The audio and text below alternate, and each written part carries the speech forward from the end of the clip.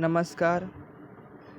मुख्यमंत्री माझी लाडकी बहीण योजना यामध्ये वयोमर्यादा आता वाढवण्यात आलेली आहे.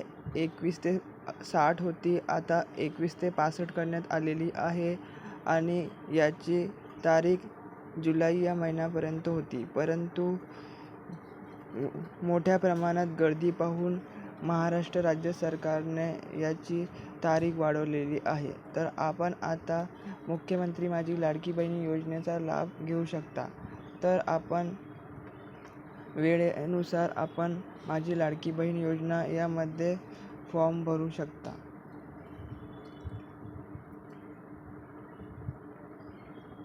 वेगवेगळ्या जिल्ह्यामध्ये खूप मोठ्या प्रमाणात गर्दी होत आहे.